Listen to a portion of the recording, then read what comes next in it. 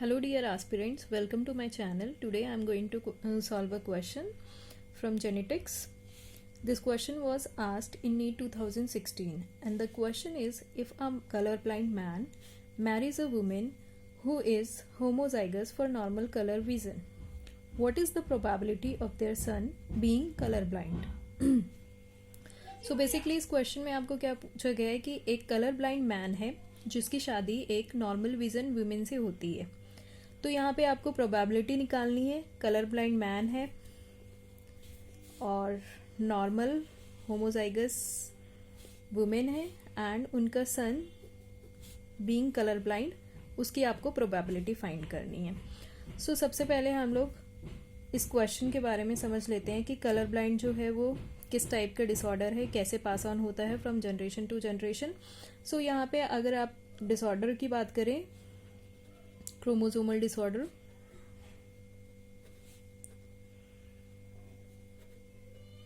तो ये दो तरह के हो सकते हैं, autosomal and sex linked. Autosomal means वो ऑटोसोम नॉर्मल क्रोमोसोम के साथ पास ऑन होंगे from one generation to another.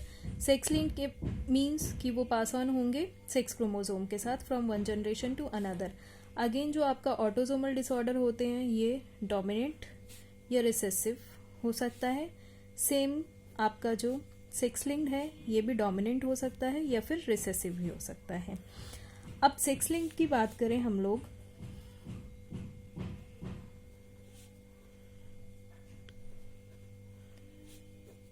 तो ह्यूमंस में जो सेक्स क्रोमोसोम होते हैं वो इधर एक्स या वाई, तो आपका एक्स लिंक्ड हो सकता है या वाई लिंक्ड हो सकता है। एक्स लिंक्ड मीन्स वो एक्स क्रोमोसोम के साथ पास ऑन होगा from generation to generation. Y linked means वो वाई क्रोमोसोम के साथ पास ऑन होगा फ्रॉम जनरेशन टू जनरेशन।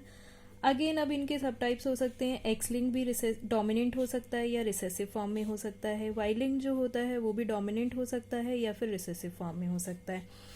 यहाँ पे जो आपका डिजीज की बात की गई है वो कलर ब्लाइंडनेस की बात की गई है। सो यू शुड रिमेंबर कि जो आपका कलर ब्लाइंडनेस है this is X linked recessive disorder. That means ये रिसेसिव फॉर्म में अगर प्रेजेंट है और ये पास ऑन होगा फ्रॉम एक्स क्रोमोसोम के ही थ्रू ये पास ऑन होगा from generation to generation. Now हम कंडीशंस की बात कर लेते हैं। अगर एक मेल का आप जीनोटाइप रिप्रेजेंट करेंगे तो इधर आप उसे एक्स वाई से रिप्रेजेंट करेंगे।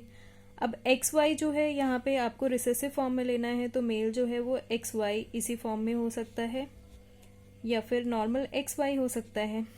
अगर उसके साथ ये लिंक्ड है डिसऑर्डर तो इस कंडीशन में क्या होगा, डिजीज्ड होगा वो पर्सन एंड उसके साथ एक्स क्रोमोसोम के साथ लिंक्ड नहीं है तो वो नॉर्मल होगा। ऐसे ही फीमेल्स के अंदर अगर हम कंडीशन देखें तो फीमेल्स एक्स एक्स अगर है, दोनों ही क्रोमोसोम के साथ लिंक्ड नहीं है, तो उस कंडीशन में फीमेल जो होगी वो नॉर्मल होगी। बट अगर दोनों में से एक भी क्रोमोसोम के साथ लिंक्ड है तो इस कंडीशन में वो फीमेल कैरियर होगी।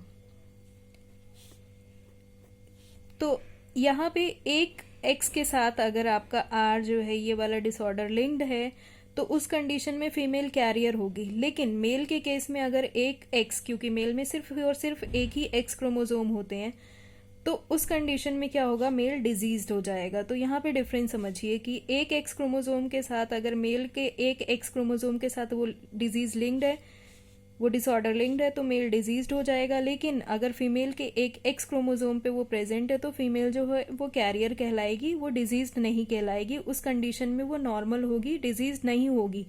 बट शी कैन पास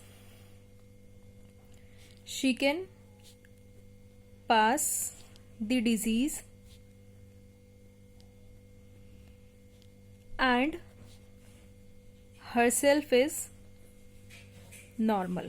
वो खुद तो नॉर्मल होगी बट उसके अंदर कैपेसिटी है कि वो डिजीज को पास ऑन कर सकती है from generation to generation. Female तभी डिजीज्ड होगी जब उसके दोनों ही एक्स क्रोमोसोम अफेक्टेड हो। इस कंडीशन में फीमेल जो होगी वो डिजीज्ड होगी। सो अब back to our question, male जो है वो हमारा कलर ब्लाइंड है, तो कलर ब्लाइंड का मतलब ये वाला आपको कंडीशन लेना पड़ेगा XRY। फीमेल जो है वो आपका नॉर्मल विजन की है, तो यहाँ पे आपका नॉर्मल क्या है, ये वाली चीज आप फीमेल के लिए लेंगे। नाउ आप अगर क्रॉस देखें, इनके गैमेट्स बनेंगे, सेग्रीगेट हो जाएंगे ये क्रोमोसोम्स और ऐसे इनके गैमेट्स बनेंगे, ये XR और ये Y। सेम इसमें भी XX, देन पुनेट स्क्वायर से इनका क्रॉस करिए, XRY एंड यहाँ पे XX। सो ये दोनों आपस में XRX, ये दोनों आपस में XY, ये और ये XRX और ये XY। तो यहाँ पे देखिए, अगर XX क्रोमोसोम है दैट मीन्स वो फीमेल होगी और XY है तो वो मेल होगा। फीमेल में दोनों ही फीमेल, यहाँ पे आपको क्या आउटकम मिल रहा है, दो तरह के फिनोटाइप आपको मिले, XRX और दूसरा XY। XRX का मतलब इस कंडीशन में फीमेल क्या है, कैरियर फीमेल, और दोनों ही XY जो है वो आपका, दिस इज Y, दोनों ही XY आपका क्या है, नॉर्मल कंडीशन में है, तो यहाँ पे ये मेल क्या हो जाएगा, नॉर्मल। तो आपको प्रोबेबिलिटी पूछी थी कि probability of their son being colour blind. यहाँ पे 2 सन प्रोड्यूस हो रहे हैं, 2 में से कितने कलर ब्लाइंड है, एक भी नहीं, 0 कलर ब्लाइंड है, तो उसकी प्रोबेबिलिटी क्या हो जाएगी, 0।